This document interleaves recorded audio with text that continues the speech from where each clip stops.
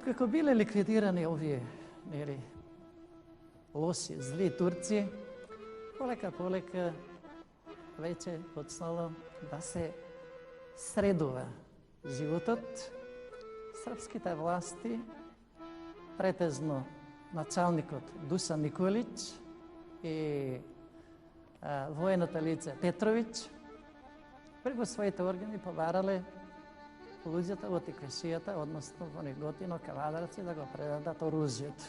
Тогаш поискусни неготинчани, членови на револуционерни чети, што постоеле пред тоа од времето на ВМРО, кога увиделе при собирањето на оружјите, поттајно се договориле, расшириле вест кон неготинчани, кон населението да не го предадат оружјето, бидејќи борбата на неготинецот, борбата на македонецот се уште не е завршена. Овие наводните ослободители всушност се нови окупатори.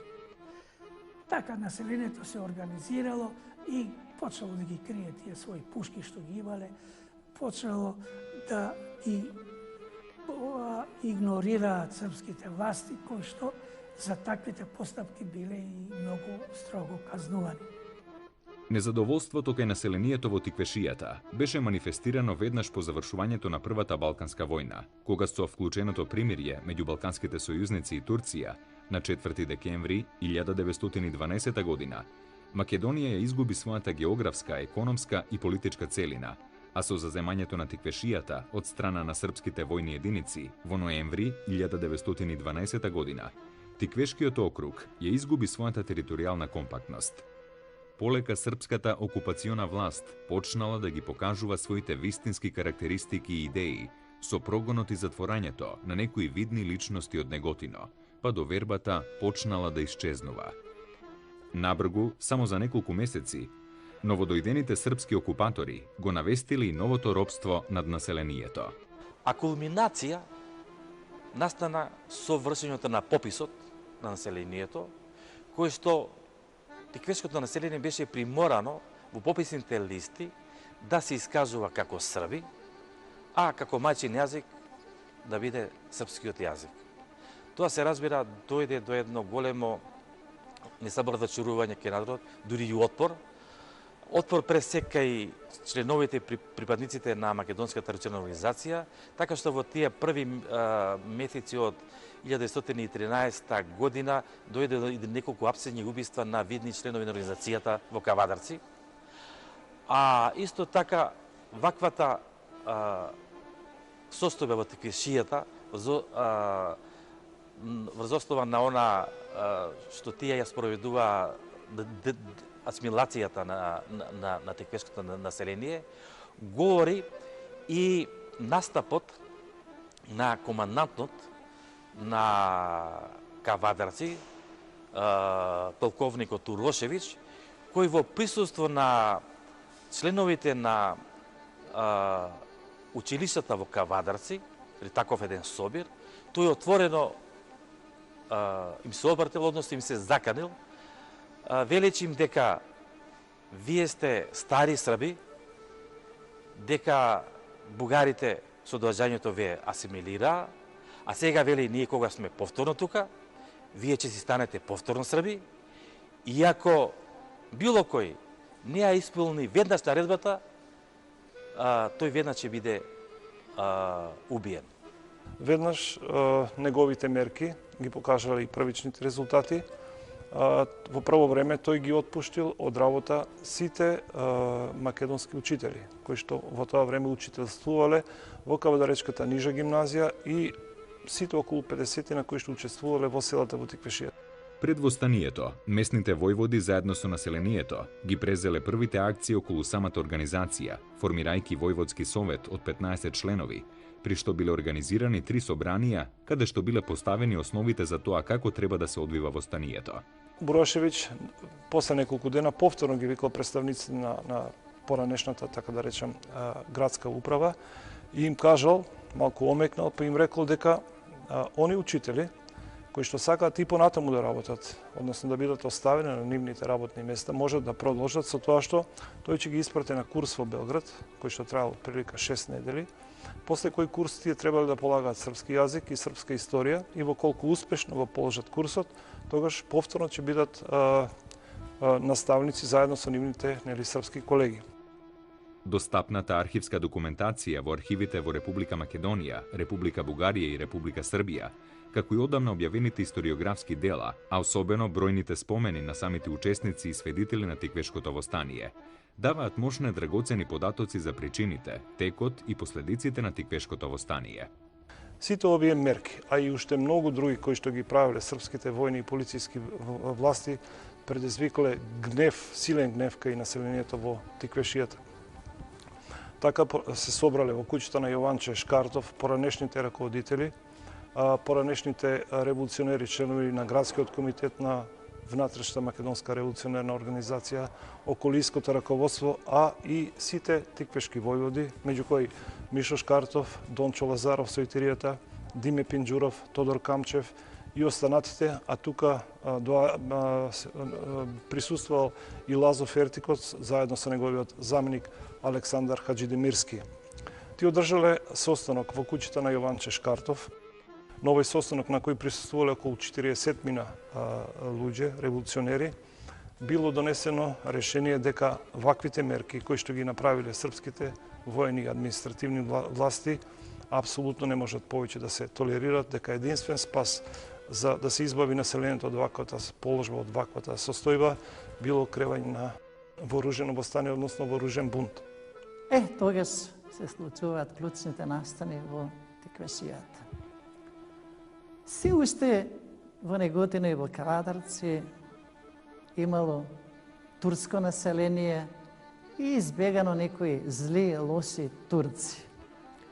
Еден од нив бил прочениот Јаја Ага, турски одметник, кој што бил познат кај населението со своите злосторства.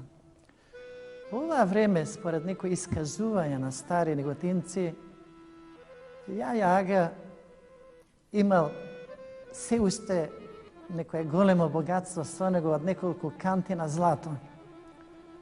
Успеа да ја најде српската војска која била кај селото Чичево и командантот Душан Николич, да му се ставе на служба и да му кажат: дај, ние ќе ви помогнеме да ги средиме каурите во Тиквешијата, оти тие и нас не колат и вас, србите. Ова добро му дошло на србите и го примиле во служба овој одметник Јаја Ага. Во тој продор, кога србите виделе дека Неготино е обезвластено, како предходница на српските војски, им се понудиле четите на така наречениот доброволечки полк, предводени од Јаја Ага и неколку други озлогласени турски одметници, заедно со Василije Трбиќ и Јован Бабунски и останатото османлиско население, па се упатиле кон Тиквешијата. Кога населението во Неготино и Тиквешијата разбрале дека идат такви одметнички турски војски, а со нив и српската војска веќе иде, тие знаеле дека ќе има големо осветување. И решиле неготинци и кавдарчани, одржале еден состанок и решиле да ја бранат Тиквешијата. Токму овие настани во поновата историја се одбележени како Тиквешкото востание. Во веќе наелектризираната состојба, во месеците април и мај, во Тиквешијата се вратиле голем број доброволци од македоно-одринското ополчение на отсуство. Меѓу нив бил истакнатиот револуционер Диме Пинџуров, кој заедно со пристигнатиот тиквешки војвода Мишо Шкартов и месниот војвода Дончо Лазаров со Итаријата, први започнале да ги обиколуваат тиквешките села за да го проверат оружјето, да раздадат ново и воопшто да го подигнат духот на населението за вооружено востание. Подготвувајќи се за оружено востание, револуционерниот штаб организирал и 3 собири. На советувањето било донесено решение востаниците да удрат во тилот на српската војска. За да се подготви востанието, бил задолжен војводата Дончо Лазаров со Итиријата. Тој требало да ги обиколи сите тиквешки села, значи околу 70 на села, со цел да го проверат оружјето, кое што дел од тие револуционери веќе го имале сокриено, а исто така од турските магазини по повлекувањето на турците, набавиле доста оружје и муниција која што требало да им се раздели на луѓето, односно на селаните. Било во тоа време на тие борбени позиции кај Црнополе била дадена наредба и е мобилизирано целокупното население од Неготино што било способно за носење оружје. Така, наредбата била да се мобилизираат сите способни мажи од 14 години па нагоре, кои што можат да го задржат продорот на српското и тоа четничко напредување што се наоѓа пред српската војска. Фронтот на линијата на Тиквешани, кои се бореле да ја одбрана територијата, се протегало од Црно поле до ридот Вилбош-Кавадарци и ги зафатило сите територии до реката Црна. Во Неготино околу 60 до 80 доброволци неготинци се поставиле на положбата на Црнополе, како одбрана од навлегувањето на Јаја Ага и српските војници. Востанието започнало рано наутро, на 19 јуни 1913 година, кога востаниците во Кавадарци пукале врз писарот на началникот на Кавадарскиот округ Душан Николиќ, а се пукало и врз српските полициски власти во селото Ваташа. Веќе на 20 јуни, српските војни единици и административниот апарат со жандармите и судските чиновници, под притисок на востаниците, од Кавадарци, Неготино и Криволак побегнале во Градско. За кратко време Кавадарци било ослободено. Наредниот ден било ослободено Ваташа, ослободено и Криволак, а на 22 јуни 1913 година со помош на борците на четата на Христо Чернопеев и востаниците од Неготинскиот крај било ослободено и Неготино. Според дневникот на војводата Христо Чернопеев и пишувањето на Петар Дрвингов, еден од војните раководители на Македоно-Одринското ополчение, Неготино било ослободено на 22 јуни. Дури и војводата Христо Чернопеев во своите спомени вели дека кога го испратил Петар Чаолев од Неготино во Кавадарци, утредната Чаолев со писмо му се јавил и рекол дека ние влеговме во ослободено Кавадарци. Додека Неготино беше ослободено на 22 јуни од, како што вели самиот Чернопеев во своите спомени, заедно со четите на организацијата, значи со Петар Чаолев, со Христо Чернопеев, со Мила Матов, со Фоџо Луков, со помош на 100 неготинчани. Веднаш по прогонувањето на српските власти во Неготино и Кавадарци била востановена востаничка управа. Во ослободеното Кавадарци на 20 јуни се одржало свечено собрание и била создадена градска управа, составена од 12 души, и извршна власт представена од 3-члена комисија. Градот Кавадарци бил слободен цели 7 дена, од 19 до 26 јуни, а 6 дена градот бил под власта на револуционерната управа и под заштита на востаниците. На општинската зграда во Кавадарци било симнато српското знаме и било поставено знамето од 1913 година, она тиквешко знаме кое што би извезале жените од Кавадарци, од Ваташа. Тоа знаме долго време било чувано после Илинденското востание во куќата на Шарлиеви и сега кога дошол еден таков згоден, поволен момент, тоа знаме било истакнато, значи како знамето на востанието, односно знамето на востаниците во ослободено Кавадарци. Само за неколку дена востаниците ги ослободиле речиси сите села во Тиквешкиот округ, што се наоѓале од десната страна на реката Вардар, опфаќајќи повеќе од 50 села и некои села од прилепската околија. Бројот на вооружените востаници изнесувал околу 200 до 250 души, а заедно со четите на Македонската револуционерна организација преку 1000 души. Српската војска, со помош на паравојните единици на Василije Трбиć и на Јаја Ага, и со помошта на мобилизацијата на другите српски единици од соседните градови на Тиквешијата, од Прилеп, од Битола и од Крушево, со војска која броела преку 100.000 војници, успеале за кратко време да ги разбијат востаничките одреди пред Кавадарци и со повеќедневни борби се пробиваат во внатрешноста на Кавадарци. Василije Трбиć е познатиот српски четнички војвода, кој што му беше дозволено да спроведе чистење на територијата од така наречените бугарски бандити, а тоа се македонците, нели, македонските чети што беа на оваа територија. Во негова служба беа и познатиот одродник, би рекол, Јован Бабунски, Јован Долгачот, кои што се ставија во служба на српската војска и каде успеа да го стигнат македонското, неготинското, кавадарецкото население што бегаше, ги убива. Тоа е нивната најлоша негативна улога во овие настани. Востаниците добиле и известно ветување дека ним че им се приклучат и бугарските војски. Затоа придонел и представникот на бугарската војска Петар Пенчев, кој што присуствувал на еден состанок, на кој што било донесено решение дека вие само, односно било дадено ветување, дека вие само кренете се за 210.000 пушки, кои што само кога ќе се крене востанието, ние ќе и помогнеме. Меѓутоа, знаеме дека големите сили побарале од бугарската војска да ја напушти демаркационата линија и да се повлече најмалку 50 километри од реката Вардар. Бугарската војска сосема били изиграни.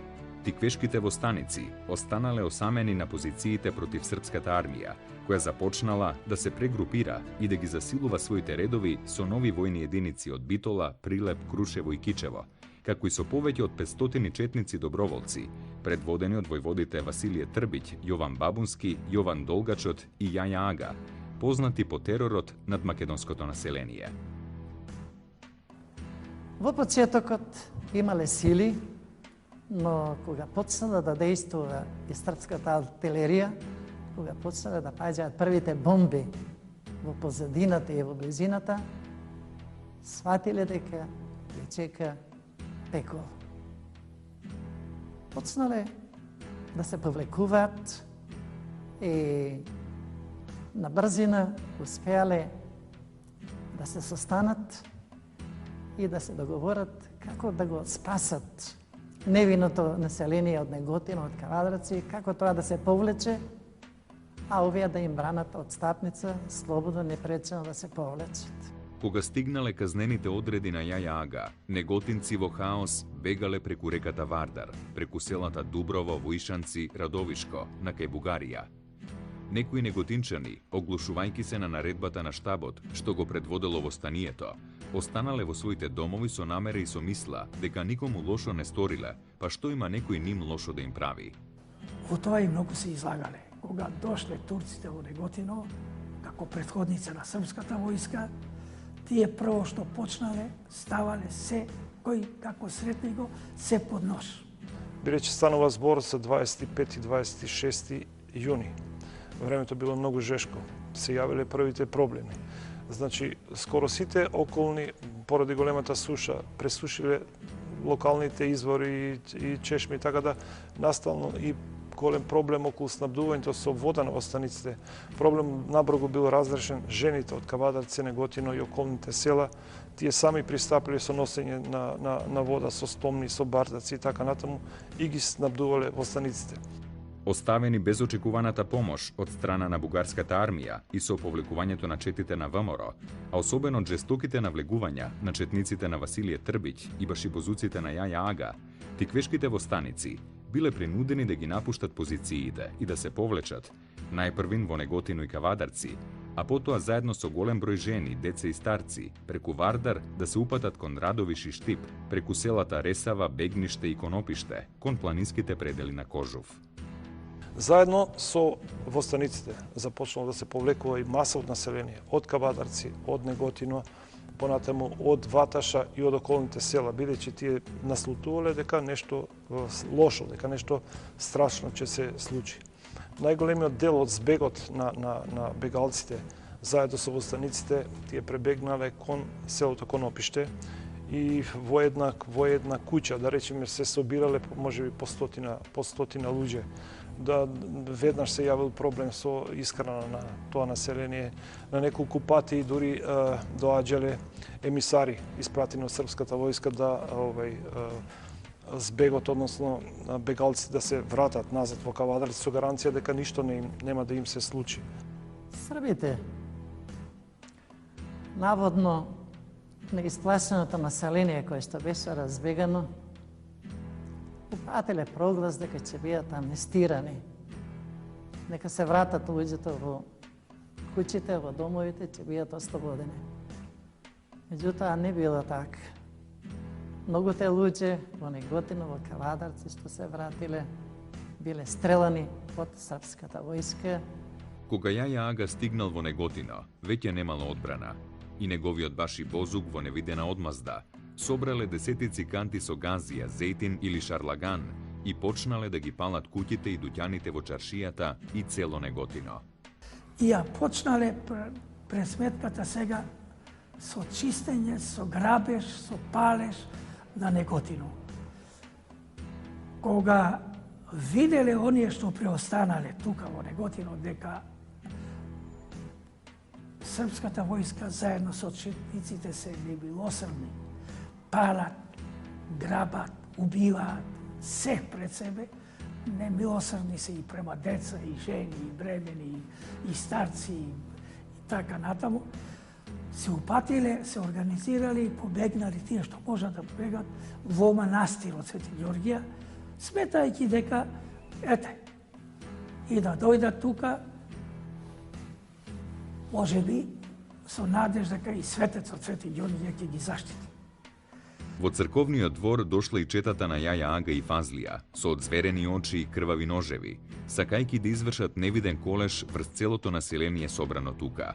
Но за среќа, офицерот кој што бил задолжен за тоа население, не дозволил тие да влезат, назначувајќи дека секој оној што е виновен ќе биде суден и предаден на извршителите. Од неготинчаните засолнати во манастирот Свети Ѓорѓија, кои биле на број околу 250 луѓе, претежно деца, жени и старци, офицерот наредил да се издвојат мажите, а жените и децата да останат. Жените се побуниле каде ги водат мажите, а офицерот ги утешувал со зборовите да се испита виновноста нивна. Групата од 15 до 18 мажи била спроведена до железничката станица на Криволак и предадена на зол србин шеф, кој без многу размислување наредил да бидат убиени и потоа фрлени во заедничка масовна гробница. Тука неготинското останение останало 7 дена. По 7 дена со спровод, од страв дека ќе бидат нападнати од турците, се враќа во Неготино по своите домови, но во своите домови немало ништо. Само кучиња се ачкале меѓу себе и само влечеле скапано човечко месо и изгорени црни оглавнојосани куќи се претворено во пепел. По 2 дена непрекината борба пред влезот на Кавадарци и во самиот град, српските војни единици конечно на 26 јуни во 12 часот на полноќ влегле во градот и веднаш стрелале 25 граѓани, меѓу нив и кметот на градот Тасе Бошков, и запалиле 50 куќи. Тој кога дошла српската војска, бидејќи добил информација дека србите дека ќе нешто лошо ќе се случи, тој се скрил. Меѓутоа српските војски го фатиле неговиот син и пуштиле вест дека доколку Тасе Бошков до вечерто не се пријави, не се предаде, тогаш ќе биде ликвидиран неговиот 13 годишен син Кирил. Кога чул за ваквата вест, Тасе Бошков воопшто не се двоумел, станал, испаднал и самиот се пријавил, односно се предал. Им се предал, бидејќи и тој е еден од членовите на револуционерниот штаб на востанието. Наредниот ден, на 27 јуни, српските власти уапсиле и врзале на кол во центарот на градот повеќе од 150 граѓани и по 30 часа врзани на жешкото тиквешко сонце и без вода, биле одвлечени кај местноста Полјаната, каде заедно со уште 50 други граѓани, односно вкупно 200 души, биле стрелани. Помеѓу нив била стрелана и една жена, се вика Марча Милкова. Моето сродство со Марча Милкова е дека е таа од фамилија Милкови и моја прабаба. Би сакала да кажам дека за Марча Милкова ме врзуваат многу спомени од моето детство, спомени кои што ги имам слушано од моите родители и од моите баба и дедо. била воодушевена од револуционерната свес, идеја и била просто опсената, фасцинирана од тоа и она целосно се дала да помага на организацијата. Незините активности биле повеќе бројни, меѓу кои што најголема активност била да собира пари. Дури кога имало литургии во недели на празници, она со послужавникот одела, собирала пари и истите ги давала во организацијата за купување на оружје и на амуниција. Исто така влегувала и во турски куќи, кај јанамите, оти таму мажи не смееле да влезат, меѓутоа жени им било дозволено. И им земала златен накит, ги раскитувала, им ги земала, едноставно заради да се по секоја цена да се најда средства за комитите. Покрај тоа, таа исто така доста работела и на добавување на облека на комитите, бидејќи нејзината јатрва, Лена Милкова, за која што пред малку ви зборував, била од Кошани, а татко и бил сточар, имал многу волна, овци имал многу, и носеле од Кошани волна и ја распоредувала по жени да ја предат, да ткаат, да плетат чорапи, облека, джемпери, шалови, потоа ткаеле они шиеле кабаници за комитите, потоа тие пантолони, така. Значи тоа е една цела, можам да кажем, една манифактура. Толку тоа сето било под нејзино раководство. Тој е неверојатно фасцинантен лик. Таа била однесена доле кај селото Возрци до воденицата на Ѓорѓи Каламчев, на доктор Ѓорѓи Каламчев. Тука била на дената на кол и 3 дена била оставена жената да умира во најтешки маки. Меѓутоа, за таа смрт никој ништо не смеел да каже. Па србите најмалку затоа што биле во очите на македонските, на граѓаните од Кавадарци биле како најголеми душмани. Зашто дозволиле на таков зверски начин да биде убиена една жена? Ова сознание ние го имаме, и дедо ми кажувал, имаме роднини во Возарци и они виделе. Пак не може ништо скриено да остане. Виделе како она умира и како е после фрлена во водите на Црна река. Со повлекувањето на востаниците од Неготино, градот останал на милост и немилост на башибозуците на Јаја Ага, кои како претходница на српската војска и во содејство со поголем број турци од околните села, жедни за реваншизам и плячкосување над христијанското население, извршиле незапаметен масакр над граѓаните на Неготино и опожарување на градот. И со право може да се каже дека ако луѓето во средниот век верувале во постоењето на пеколниот град Дис, што вечно од Доган се распаѓал, тогаш во јулските денови на 1913 година Неготино бил навистина македонскиот пеколен Дис. Како што пишува во своите сеќавања еден од учесниците на востанието, непријателите Срби убиваат цели семејства заедно со нивните мали деца. Во текот на 2 дена во малото градче Неготино беа убиени повеќе од 260 луѓе.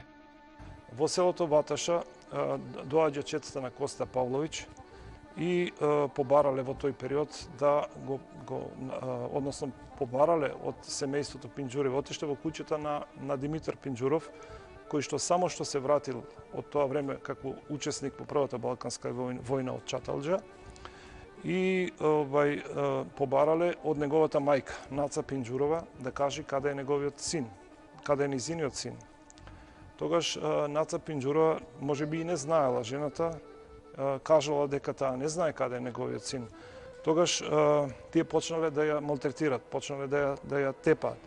Овој што е поручникот Павловиќ наредил на неговиот предпоставен, тоа бил еден турчин, се викал Чазин, да ја врзи жената, за може полесно да ја испрашува. После неколкуте удари Наца кажала дека таа не знае каде е низиниот син, Меѓутоа и да знае, и доликували на мајка да каже каде е нејзиниот син и доликали да го предаде својот син, вика, на душманите, едноставно така кажала. Тогаш, изнервиран од нејзината смиреност и од нејзиниот одговор, поручникот почнал да ја удира по главата и наредил на тој поднаредникот Чазим да му донесат угорено железо. Од кога тоа го спремиле, тој почнал со угореното железо да ја гори по табаните на нозите и после неколкуте такви малтретирања, кутрата жена паднала во безсознание. Овие веќе мислеле дека жената е мртва, затоа ја оставиле. Нејзините соседи кога го виделе случајот, отишле, ја кренале жената и после некое време таа се освестила. За овој настан брзо се расчул низ целиот крај, затоа дознал и нејзиниот син кој се наоѓал веќе во четата на Дончо Лазаров со итеријата и тој посакал да ја види својата мајка, меѓутоа војводата и останатите другари го разубедувале да не се појави, бидејќи овие србите, односно српските војни власти само го чекале, значи да го фатат, односно да го уапсат, а целта била нормално да се ликвидираат сите револуционерни сили во тој период кои што действувале во Тиквешијата. Затоа тој бил ставен меѓу дилемата дали да се подчини на дисциплината на организацијата или пак да оние чувствата спрема неговата мајка. Сепак тој како искусен револуционер, како предан револуционер, тој се подчинил на дисциплината и абстенирал од тоа, да иди да ја види неговата мајка. Според некои проценки, Неготино тогаш имало околу 2000 жители, со околу 700 куќи, од кои 600 македонски, а 100 османски. Кога Неготино се исполнило со турци, прво што било разгласено низ турското население од неготинските села, да дојдат да грабат се по доќаните на неготинските трговци. И отпочнал еден грабеж невиден, се кршеле ќепенците с прозорците, се кршеле вратите и се